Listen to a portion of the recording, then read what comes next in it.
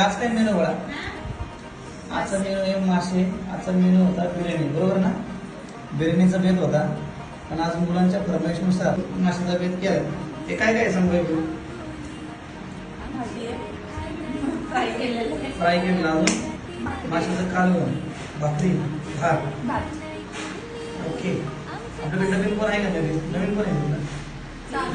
हा, नवीन कोण आहे? ये इकडे ये. महिमाला विचार सर. महिमा जेवण कसं आहे महिमा? हा, आवडलंय का? तुम्हाला किती दिवस झाले? 8 दिवस झाले. 8 दिवसात जेवण ओके आहे का? जेवणाचा काय प्रॉब्लेम? नक्की ना? 8 दिवसात काय वेट लॉस किती करायचे ते सांग पाहिजे मला.